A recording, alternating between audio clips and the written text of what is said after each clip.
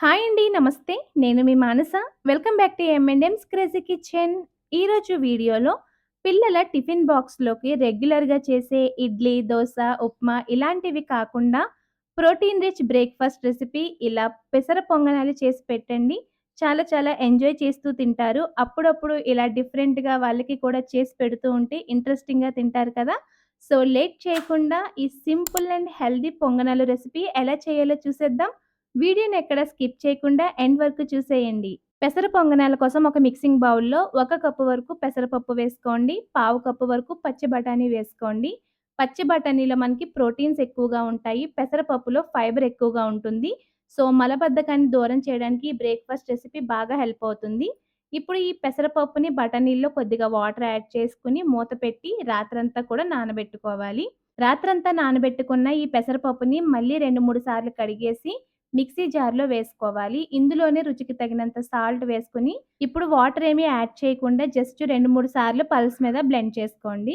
ఇప్పుడు ఇందులో ఒక పావు కప్పు వరకు వాటర్ యాడ్ చేసుకొని, పెసరట్ల పిండిని మనం ఎలా అయితే మెత్తగా కాస్త థిక్‌గా రుబ్బుకుంటామో సేమ్ అదే విధంగా రుబ్బుకొని, ఈ పిండిని మనం పప్పు నానబెట్టుకున్న గిన్నెలోకి ట్రాన్స్‌ఫర్ చేసుకొని, కట్ చేసి పెట్టుకున్న ఉల్లిపాయ, పచ్చిమిర్చి, అలాగే క్యాప్సికమ్, కరివేపాకు, కొత్తిమీర, తురిమి పెట్టుకున్న చిన్న అల్లం ముక్క, అలాగే సగం క్యారెట్‌ని కూడా వేసుకోవాలి.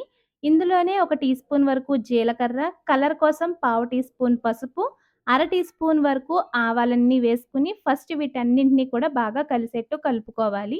చూడండి, మనకి బ్యాటర్ కన్సిస్టెన్సీ వచ్చేసి ఈ మాత్రం థిక్‌నెస్ అయినా ఉండాలనమాట. అప్పుడు పర్ఫెక్ట్‌గా కుదిరినట్టు.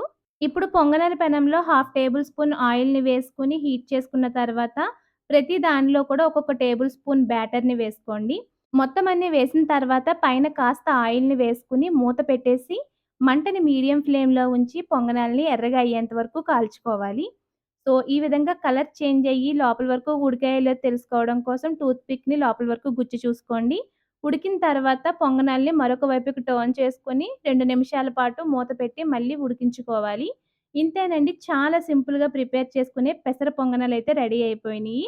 వీటిని ఏ చట్నీతో అయినా, కారప్పొడితో అయినా కూడా సర్వ్ చేసుకోవచ్చండి. ఉత్తినే తిన్నా కూడా చాలా బావుంటాయి.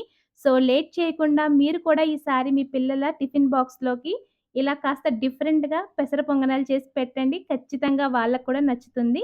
మీకు ఈ వీడియో నచ్చినట్లయితే లైక్ చేయండి, షేర్ చేయండి. మరిన్ని రెసిపీస్ కోసం మన ఛానెల్‌ని అయితే సబ్స్క్రైబ్ చేసుకొని పక్కనే ఉన్న బెల్ బటన్‌ని యాక్టివేట్ చేసుకోండి.